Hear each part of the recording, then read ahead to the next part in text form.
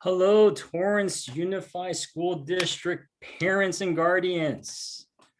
Welcome to today's parent workshop. My name is Johnson Liu with TUSD, and I am here to announce that this workshop has live translation, live interpretation in Japanese, Korean, and Spanish. Now, live oral interpretation works on most Windows, Mac OS, Android, Windows、Mac OS、iOS デバイスなどでお使いいただけます。World Globe Están icon. los icons va a haber un globito ahí y usted puede escoger su idioma. Van a escuchar. 높은 발륨으로 들으실 수 있으시고요. 그리고 영어는 그다음에 낮은 발륨으로 들으실 수 있겠습니다. Then you don't need to do anything. I have the honor to welcome Mrs. Kara Heinrich, who will start us off this evening. Good evening, everyone, and welcome. It's good to see you here. So this is the second workshop of our three-part series, and it's focused on STEM, mathematics, and science. So we hope you will enjoy the evening together with us.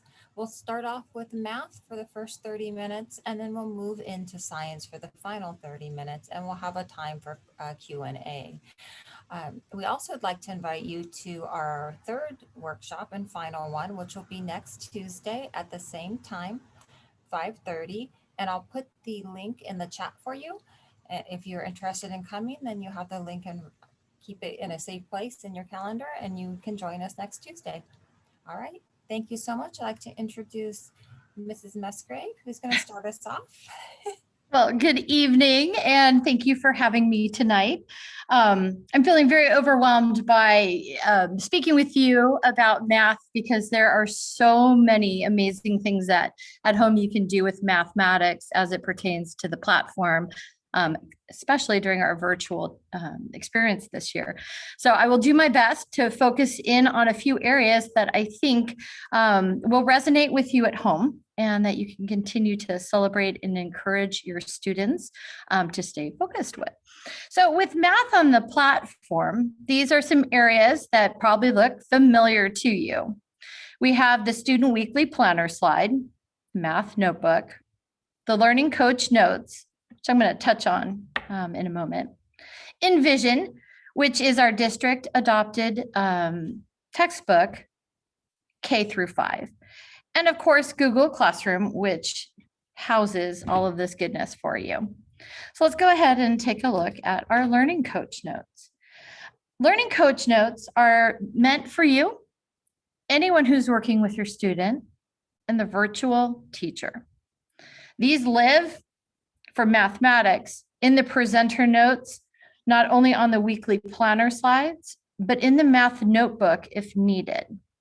So you'll notice this is just an example. I believe this is the week we're currently on, if I remember correctly. And it's basically just lies out a few helpful things for you.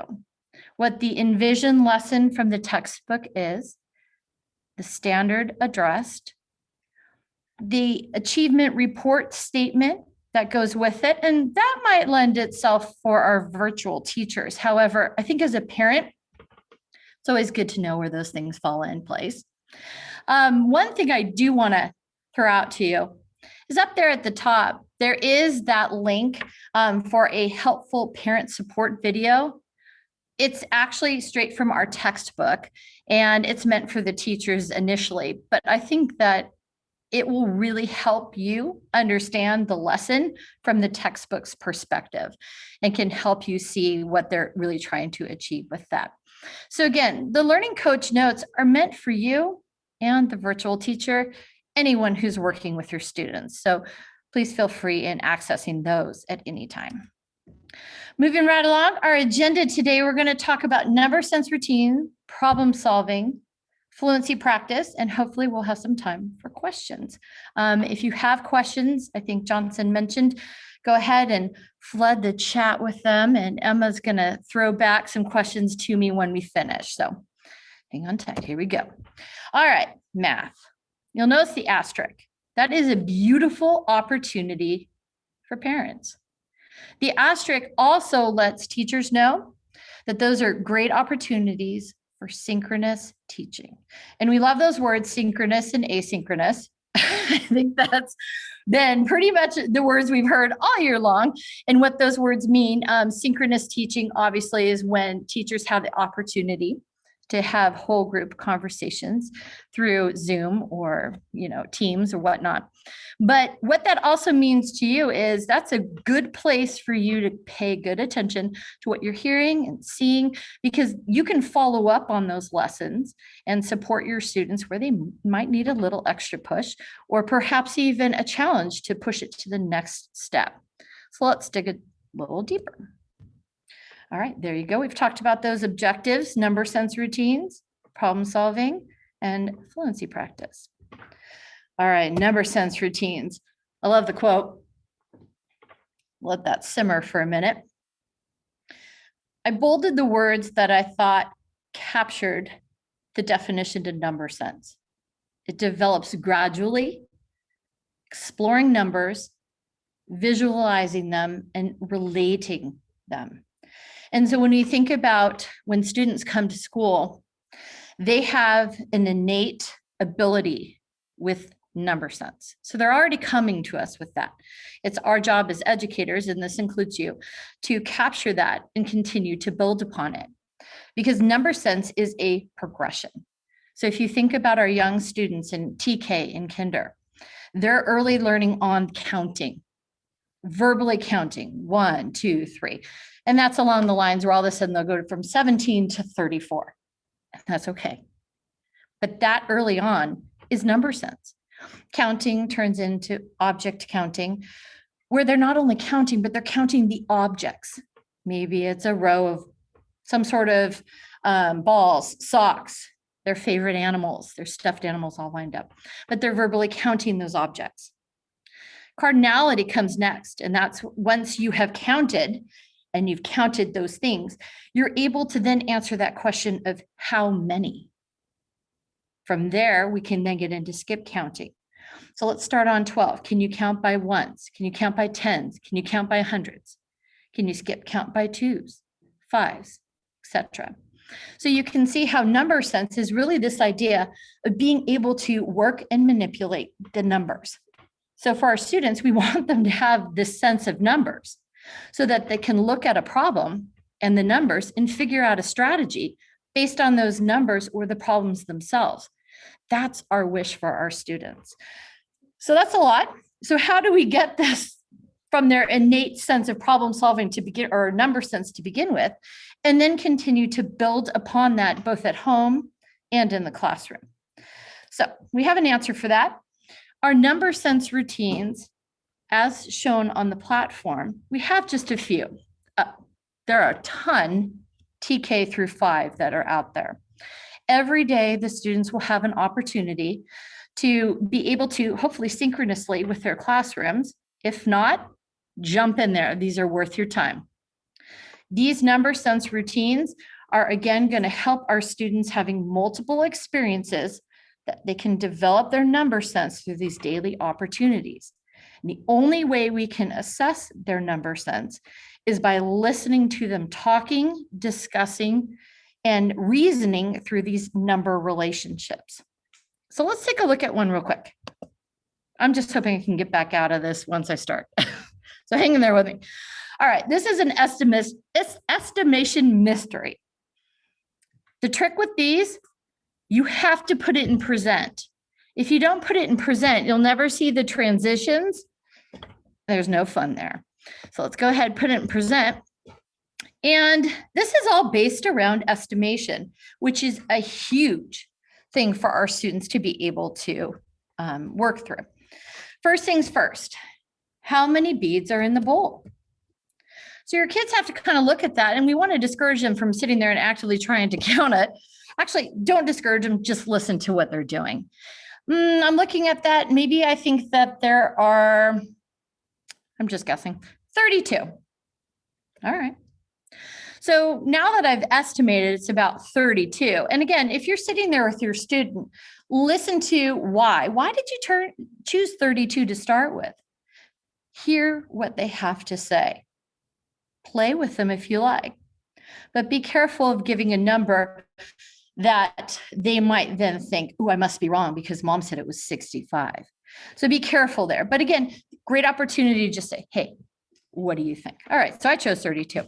You'll notice there's some clues, and this is where it gets good because the kids have to reason about their estimation. Is it reasonable or is it too high or too low? So let's see what clue 1 says. The answer is a 2-digit number that is both odd and a multiple of 3. Okay, so right here, I have to now think 32. This is going to tell you if your kids know what an odd and even number is real quick. Well, 32 is even, so I'm already out on that. And a multiple of 3, well, 3 times 1 is 3, 3 times 2 is 6, 3 times 3 is 9. You can hear how I'm strategizing that. Is 32 a multiple of 3? I don't know. Okay, so already they're challenged to think this through and perhaps readjust their estimation. So 32, I already know it's not odd. So I got to get rid of it. So I'm going to choose a new one. Odd number, I'll take 31. All right, that's odd. Clue 2, eliminate any number. Oh, by the way, our pictures are all over this. I can't read this, so let me move you over. Eliminate any number with a certain digits. To find those digits, look through the transparent scoop. Oh, great. So I looked through that scoop and there, sure enough, there's a 1, a 4, and a 2. Well, I said 31 and there's a 1 showing. So you can see as I'm thinking through this problem with you guys out loud, that's what your students are doing. And we're listening, we're encouraging, and again, helping clarify for them what they're saying. Again, listening the whole way through. So as the student continues to rationalize and to work through the problem, there are more clues. Eventually, clue number 5, the answer is not 33 or 6 more than 33 or 60 more than 33. Think about the mathematics we've just done here. And most of our students really don't look at it as doing math, but as much as trying to figure something out based on their initial estimation. The big reveal, 99 beads. So again, this number sense routine, you can see how it's building our students' number sense, because again, number sense can't be taught. The kids really have to explore, play, to rationalize, work with numbers, deconstruct numbers, just to recompose them. So again, I invite you to have some fun, if I can get back out, have some fun with this, and hold on, having all sorts of issues up here.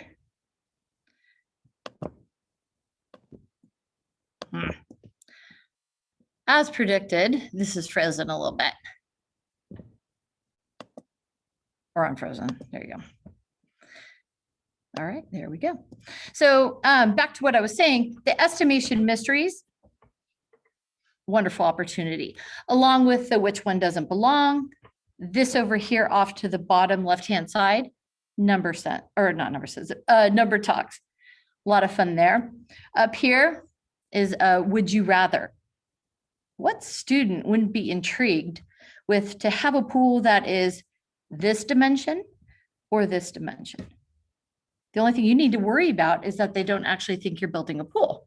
But that idea, would you rather, gives the kids that freedom to explore which one they think is better and why. All right, so let's talk a little bit about problem solving. Now, problem solving, what it is not, there's nothing wrong with the images you see here. But if you were ever to Google problem solving and look at images, they would show you all of these things. Now, what you're noticing are a lot of different tools to help the students scaffold through a word problem. These are tools, but that's not necessarily what problem solving really is. So if you take a look at this video, I don't know if you guys have ever seen the Apollo 13 problem. It's a true problem. The problem is basically there's an issue in space and they have to figure out a solution. How do you make a square peg fit into a round hole. So we're not going to watch this entire clip, but just listen to the conversation. Remotely looked at.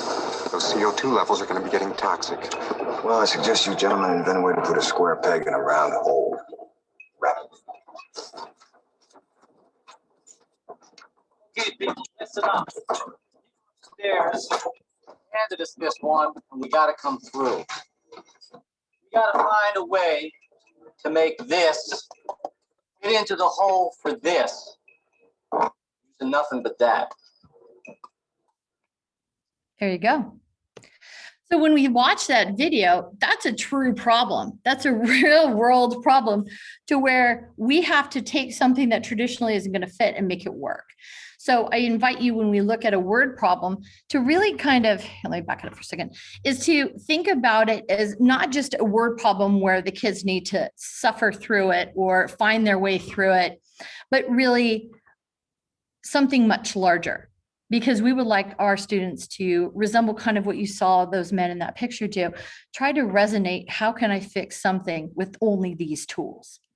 So taking a look at what the platform has for our students as far as problem solving, TK through second grade, you might see something like this where they have an opportunity typically on Tuesdays to work on what's called a 3 reads.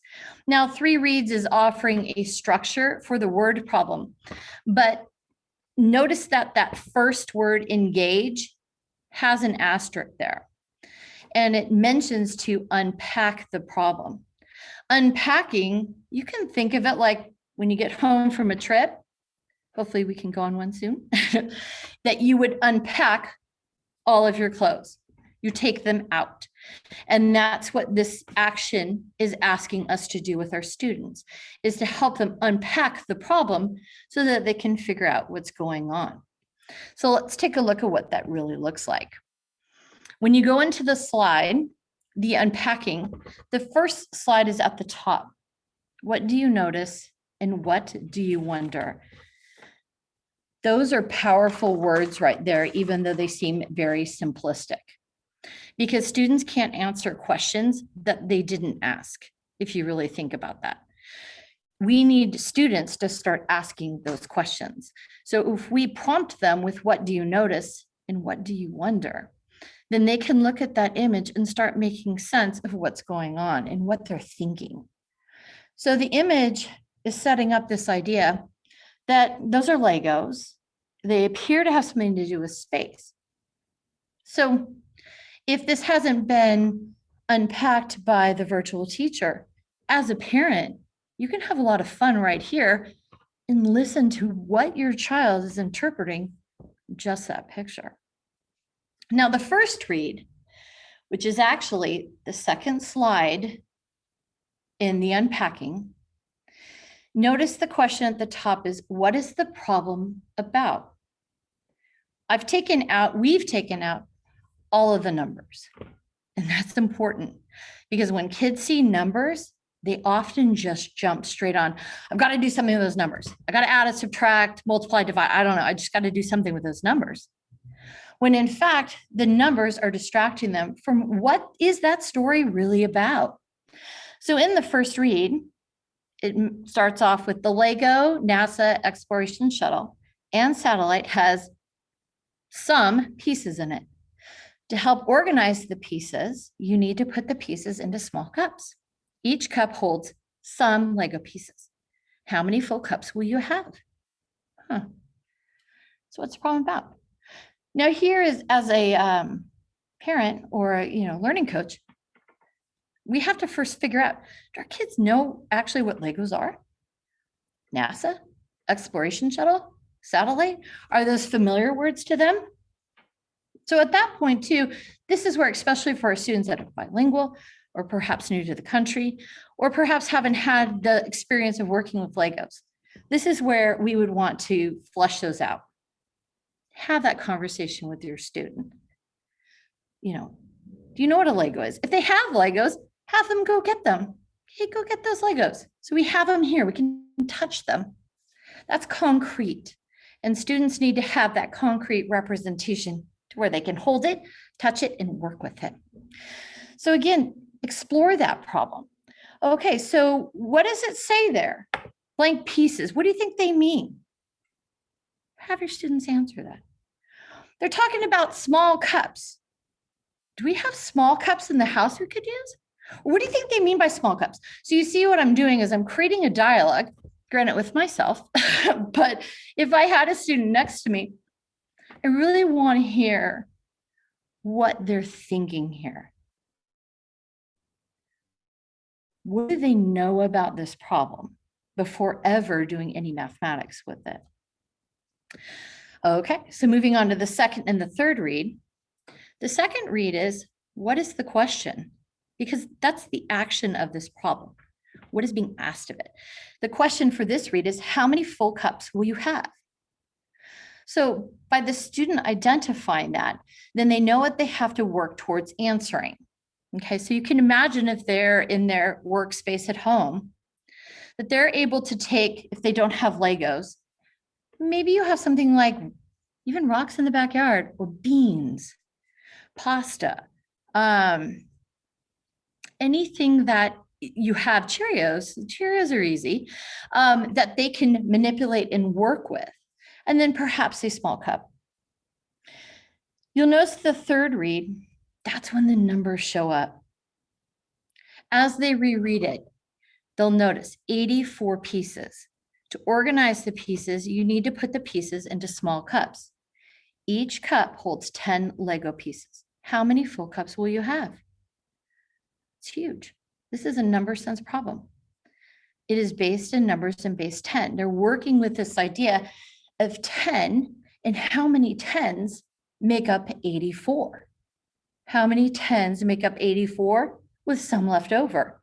Because they have to put that in the cups. What a fantastic thing to be able to listen to your student break down 84, because as you watch them, they'll unveil to you what they know and don't know about making 10.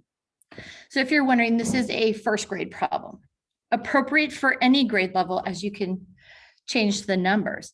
It's just listening to how do they break down that number in by 10s, and then able to build back up and answer that question, how many full cups will you have?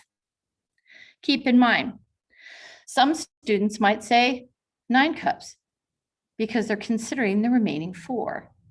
Don't tell them they're wrong or right, but question, how are you thinking that through?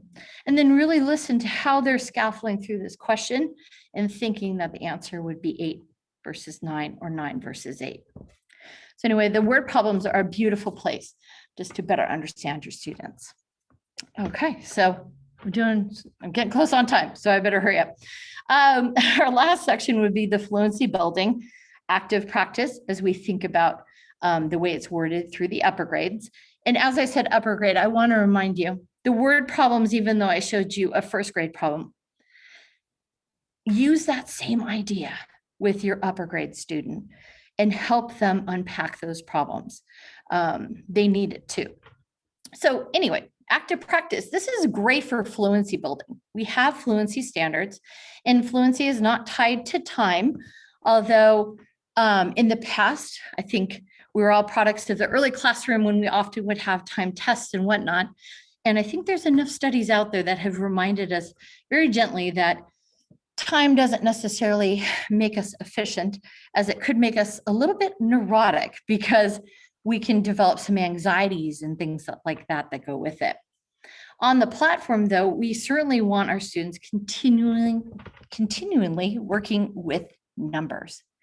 Some examples across K through 5, you'll notice in the idea of, let's say, flashcards, are these ideas on the far right-hand corner where a student at home could cut those up and then play a memory game or some sort of flashcard where they're matching up the different representations of that number, let's say for 36. So you have the 9 times 4, the 4 times 9, and right there is a beautiful opportunity to remind them of the commutative property. 9 groups of 4 does not look the same way of 4 groups of 9, even though they equal 36. What a fantastic conversation to see if your students understand that. Now, there are other opportunities up there. You'll notice the U cubed, the How Close to 100, fun game to play. That's a good printed activity that you can play with your student, or they can play with an older brother or sister, younger brother or sister, whatever. The other two are examples of online places they can go that have been linked. And the multiplication by heart, notice there's no time, but rather leveling up. 2 times 3, and above it, you have 2 groups of 3. So they're seeing the visual representation along with the expression. Underneath that, we have GeoGebra, and they enter a dividend. And from there, they can figure out how many groups and then see the arrays that model that for them. So again, our fluency building activities, again, are there for our students to continuously work with mathematics. So anyway, I think I'm at the question area here. I went through a lot, so I apologize.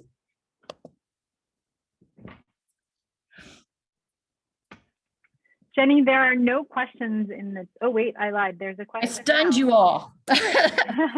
There's a couple that just came through. Okay, The I see first the one about, question- Oh, go.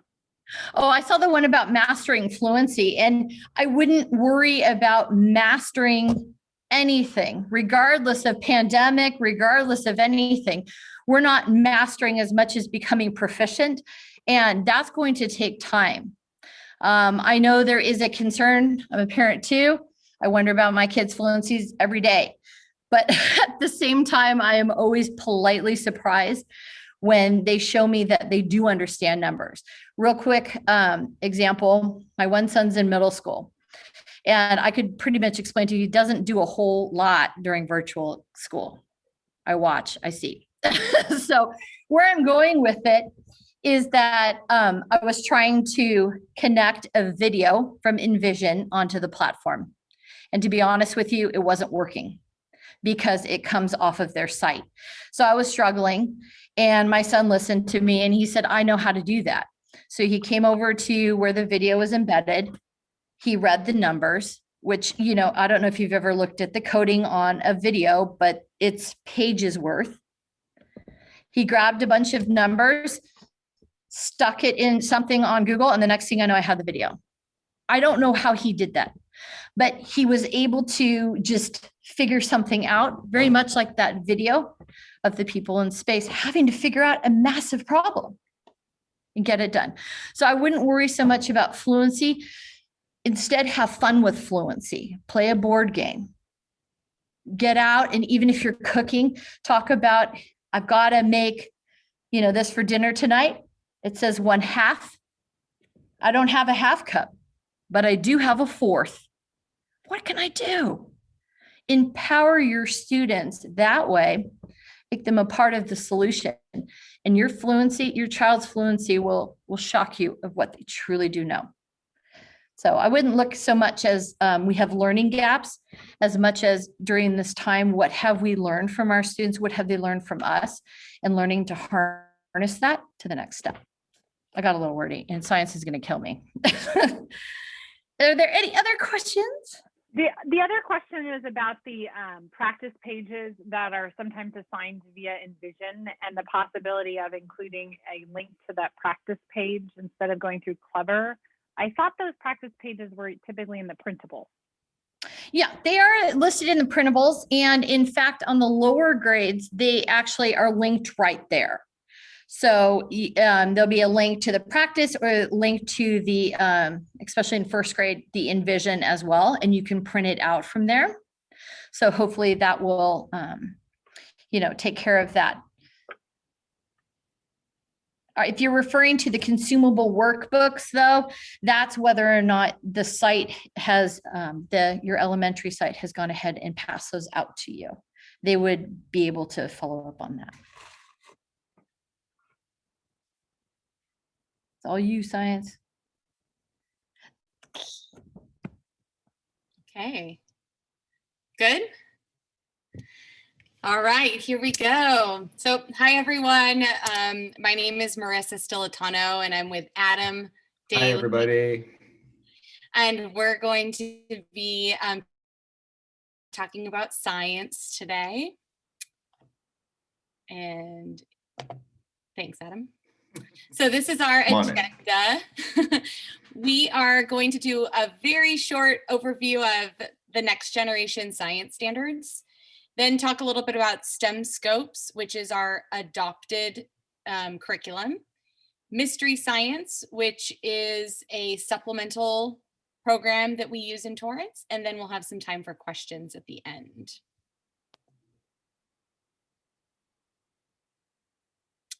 You're probably pretty familiar with some of these icons. So the first is, you'll see science on the even weeks. So on weeks 2, 4, 6, those weeks will all contain science. So we're every other week. STEM Scopes icon is located in Clever. So that is going to be the easiest way to access STEM Scopes. You can also access it through ETOSD. Mystery Science is going to be directly linked within the platform. And then you're familiar with our science notebooks and our use of Google Classroom.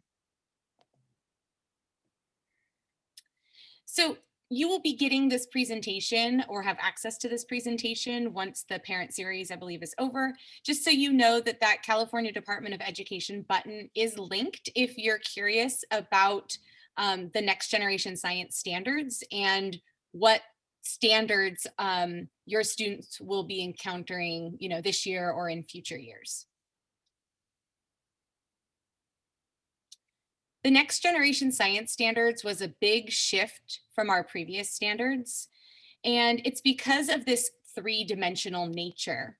So before, science used to be a lot of memorization of facts, and it was very fact-based. Now it contains these 3 dimensions. So the science and engineering practices, so what the student is doing.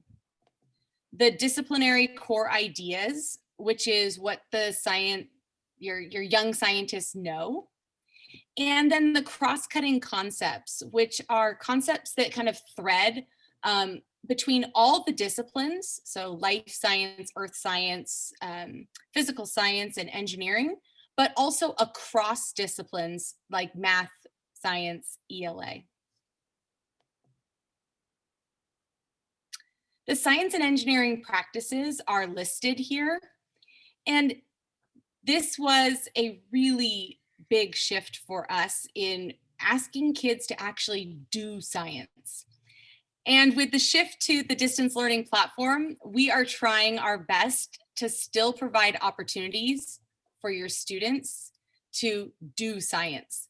You'll notice that a lot of the activities are optional because we recognize that the materials might not always be available at home. But the reason why we continue to push the hands-on learning is because it is actually part of their standards that they engage in science in a hands-on manner. And all of these practices are for kids in transitional kindergarten all the way through 12th grade. It's the same practices.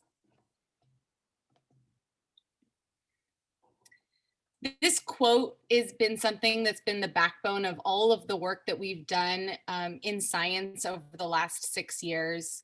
And it just says, if you tell someone something, you've forever robbed them the opportunity to discover it for themselves.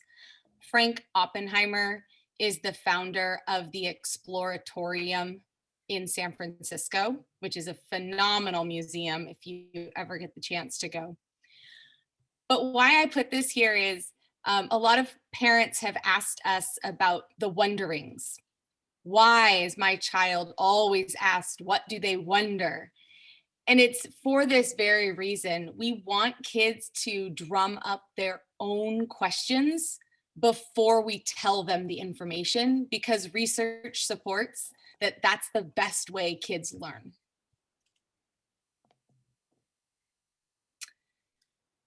We also, in science and in lots of other content areas, use what's called the 5E instructional model, where we try to start with something engaging So you often see things like the investigative phenomena.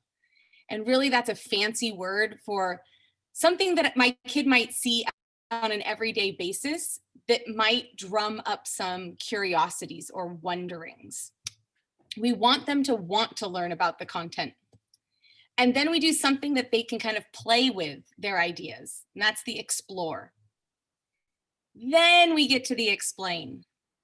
So that will be when you might see the STEMscopedia, or you might see the vocabulary. So it's attaching some of the content to what they've been doing. And then finally, there's an elaborate, which is an additional opportunity to apply their learning to a new situation. And we have the opportunity to evaluate throughout.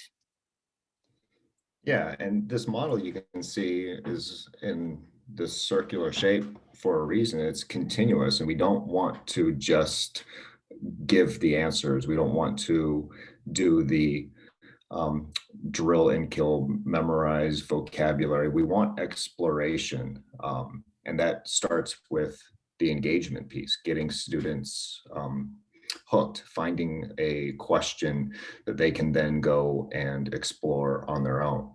We are using two different resources in science education. We have the STEMscopes curriculum, which Marissa mentioned.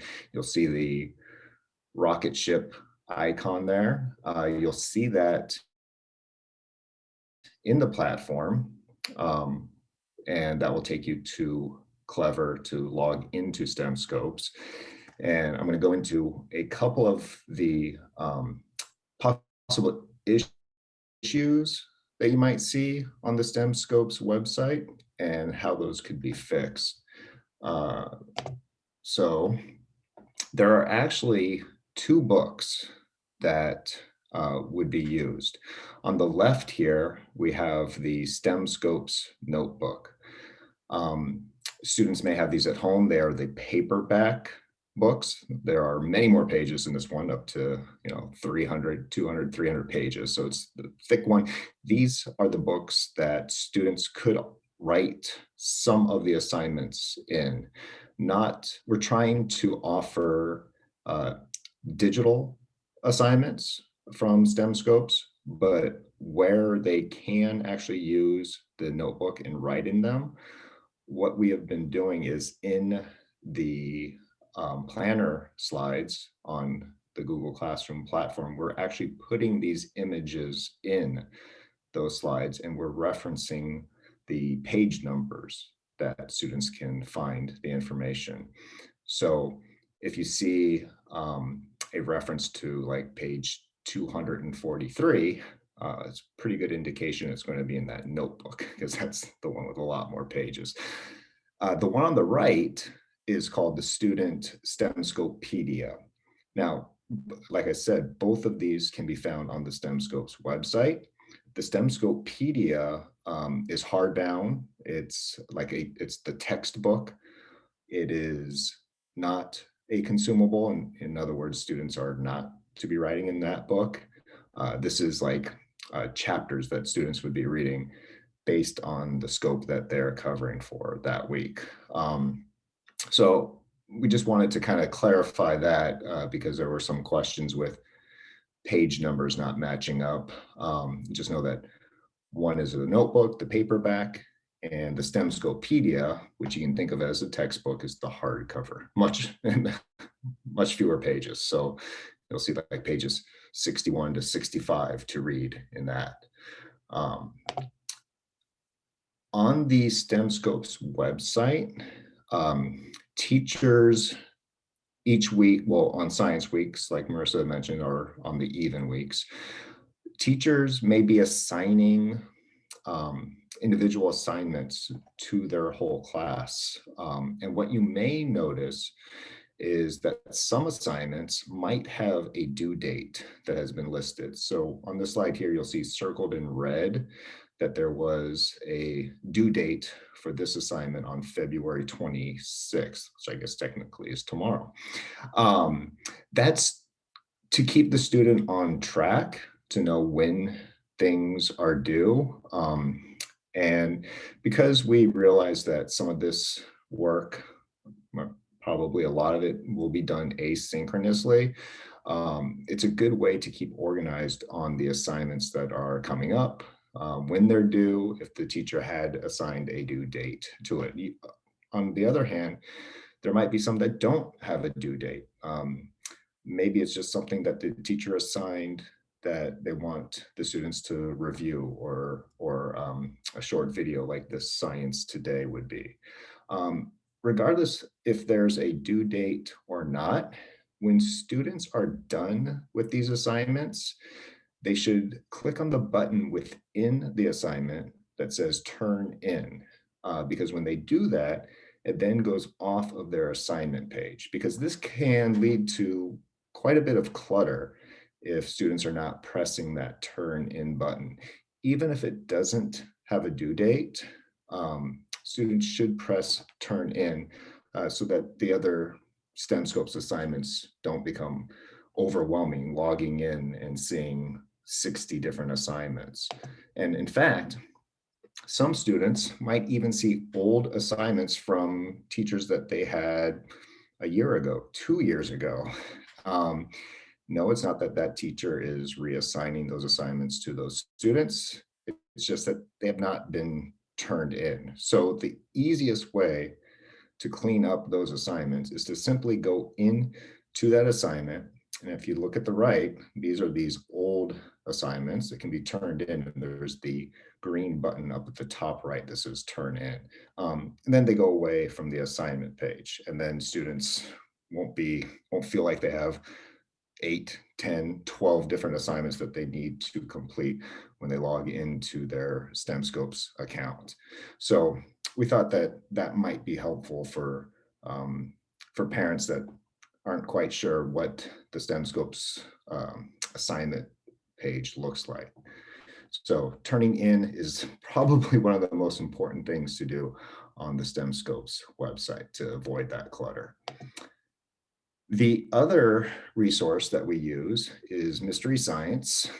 You may have heard Mystery Doug's voice a lot this year. He's always presenting a question presented to the students to engage the students. And then there's always going to be the exploration. And a lot of times there are those hands-on assignments that go along with it as well. So you'll see the Mystery Science icon down below. That will also be in the science planners, and that would be a direct link to an assignment. Like if I clicked on this right here, I think it's going to take me out. And this was the link to that assignment. So the question is, how could you send a secret message to someone far away? So there's our engaging question. You guys can see this, right? Mine's kind of spinning here. Okay. Yeah. All right, good. So that is the mystery. That's the question. And you know, humans are inquisitive. We're curious by nature, and you know, talk to any kindergartner student, first grade, second grade student. They're curious. They're wondering how the world works around them, and it's so neat to see the ideas that kids come up with.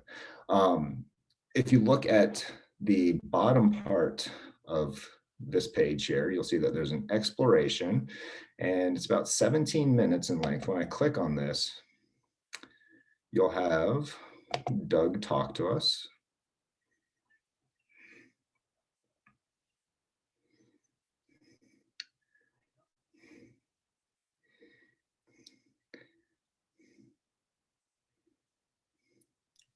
We can't hear it, Adam. Oh, you guys can't hear that? No. I'm sorry. Well, Mystery Doug was talking there. Oh, it's because I probably am using my headphones. You know what? Let me try that. See if someone who lives even in another country. Can you guys hear Mystery Doug you now? can call them on a cell phone. You can even talk to them on video chat, like FaceTime or Skype. When I was a kid, growing up in the 1980s, iPads hadn't been invented. Even cell phones weren't really a thing yet. Almost nobody had cell phones, and if you did, they were really big. Like, so he goes through the entire opening, the engagement piece, and typically there's going to be a question, or in this one, he has the letter here. Can you think of a way to communicate yes or no to someone using only a light? And then you continue with the mystery. So they're in these little chunks, and the overall lesson itself is estimated that it would take about 17 minutes to go through. So when we put that up on the planner, it'll usually put a time of 20 minutes to do this part of the lesson. To go back to our, and if you did, our hands-on activity, you can see it would be about 25 minutes. So this wouldn't be something that we would be giving to students on the same day. It would be broken up over 2 different days. And for this hands-on activity, students are actually coming up with color codes in order to communicate with somebody across a distance. Now, as Marissa mentioned, we realize that students might not have all the materials that are necessary for some of these science experiments. We try to get the most easy to find materials, but even if students had nothing at home that they could use for this mystery, I can't find, I have too many things here. There we go, there's the X. They have these wrap-up videos as part of the mystery as well. So even if you weren't able to fully participate in one of these mysteries, you could watch the wrap-up and so how see could you what come was up learned. with more than 3 messages using just 3 colors? So again, going through the entire mystery, you can see would be at least a 2-day lesson. So if I go back into here, now, sometimes we're asked, what else can be done? What else can we do? Are there other things that can be assigned? And in the mystery, there are extensions. So there's readings. And if students are really interested in learning more about this topic, there's examples of books and websites that they can go on to learn more about that mystery. There's also, oops, if I can close this, usually a video or 2 that are related to that mystery. So this one would take you out to a separate window, and you would be able to view a video, Nature's Baffling Blinkers. So they're just fun extensions from the mystery that was given. There's even a list of activities, make your own traffic light, which is another art project. And there is this great feature here where they offer the entire transcripts of the mystery. So if you wanted to download this and read along with your students, you have that availability as well. Or if you guys were heading out of town, but you knew that this assignment was coming up, you could download it, or you could even download the entire lesson. So there's a lot of different resources that are available within Mystery Science to make it as easy as possible for students to access everything that they need for that content area or that standard that's being addressed. There's also the anything that needed to be printed out would be included. And we also put those in with the printables as well for that week. Let me see if I can get this back up. There we go. Oops. So again, once you see the mystery, you'll see typically 3 different sections. You'll have the exploration, the hands-on activity, and then typically there would be a wrap-up. There are extension activities that students can access as well. And you will always be able to have the print resources there on the mystery website as well. And again, it's always going to be linked to that Mystery Science icon. So I think we're getting close to the end here. I also wanted to know, like, this week is for the distance learning platform students STEAM Fair. And so if there was any questions also about that, we can also answer questions if you need any help or clarification for anything with STEAM Fair as well.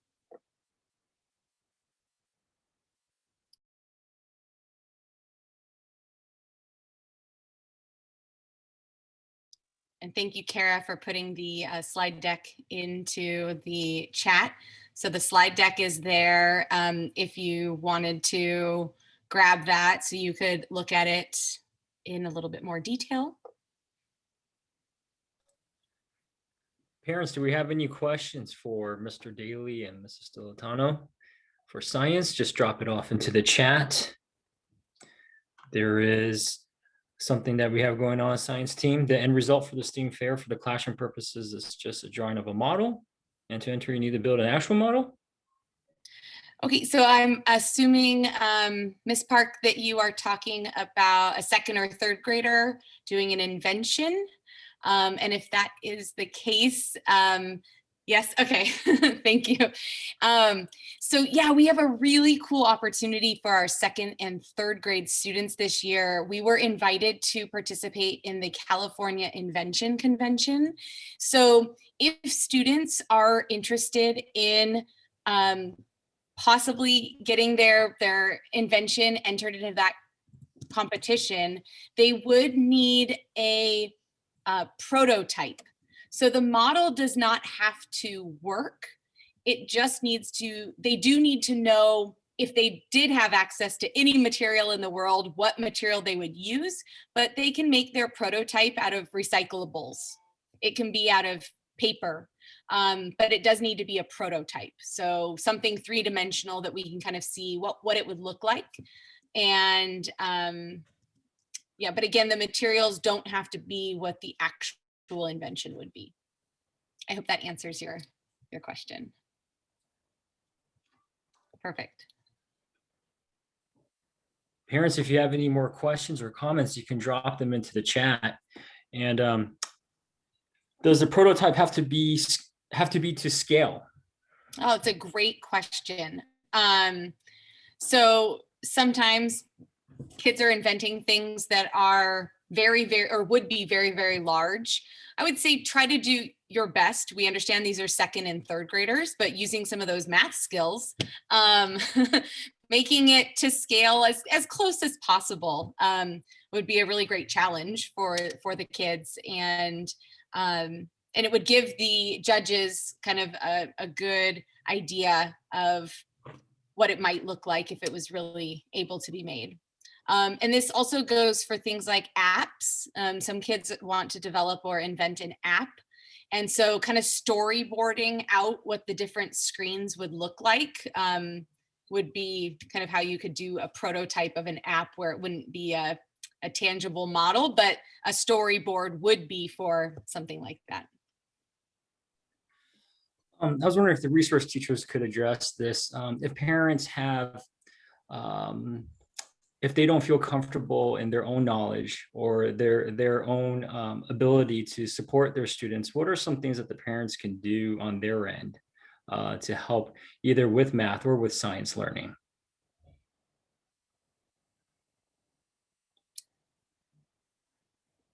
So there's a lot of resources that are out there and available. Honestly, using some of the resources like STEMscopes is a great place to get that background knowledge for yourself. So reading along with your students is a great way to build some of that. And there are also other websites that we can make available. We have a list of really great websites that you can use to help build your own knowledge of different areas. And Mystery Science is great too, because the way that it's presented, starting with the question and the actual videos that go along with it too.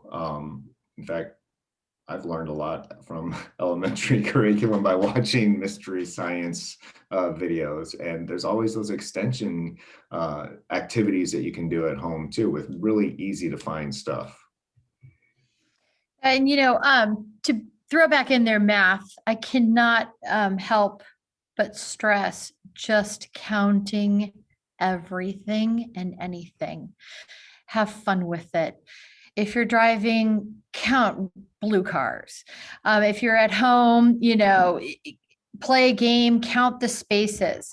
You can make an easy math problem right there by saying how many spaces are left until one of us wins.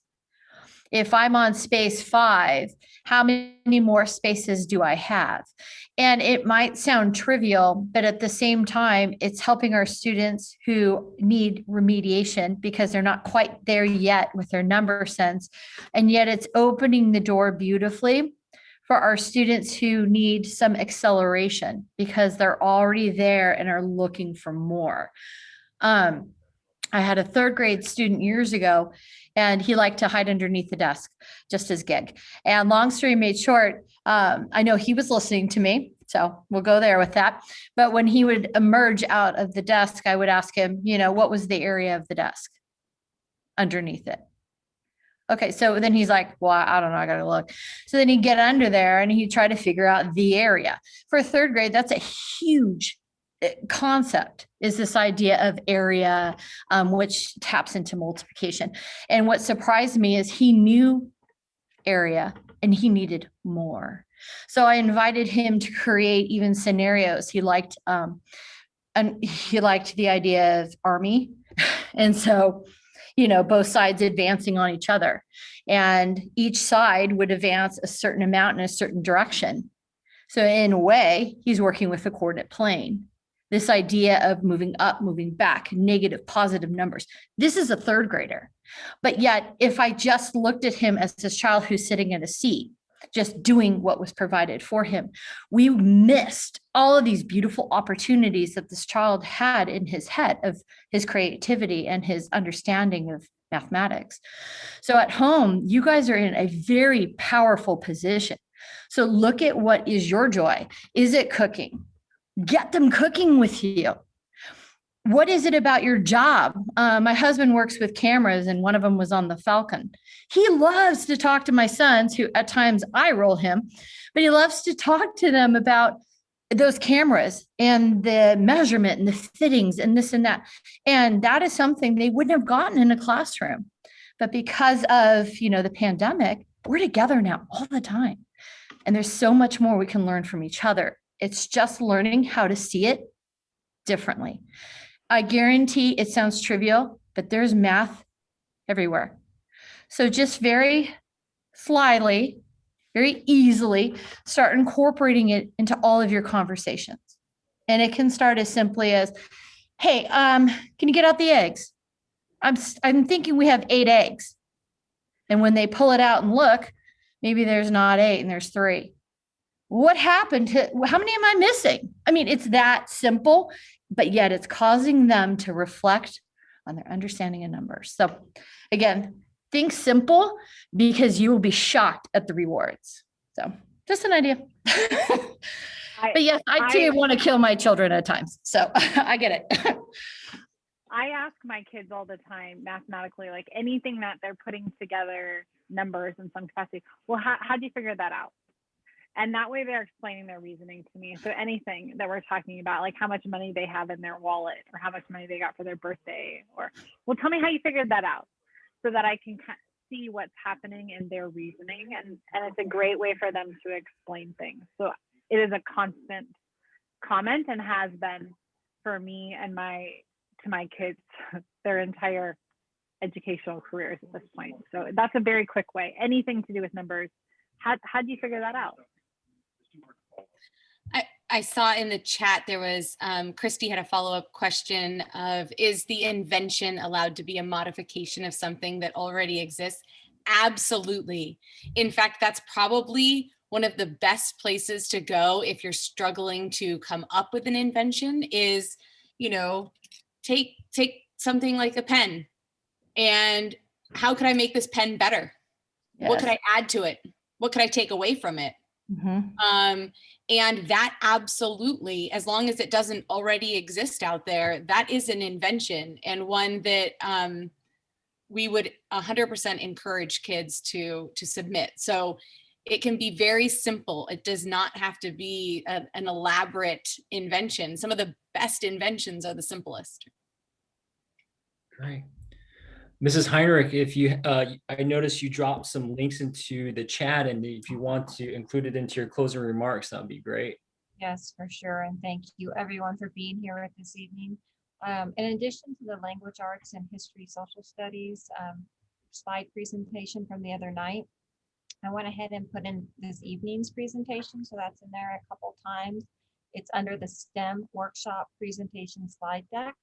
And then in addition, just a reminder, we'd love to have you next Tuesday at 5:30 for our final parent workshop for this series. And that one is on music, arts, and also universal concepts. So we look forward to seeing you. Thank you everyone for being here this evening. Have a great night.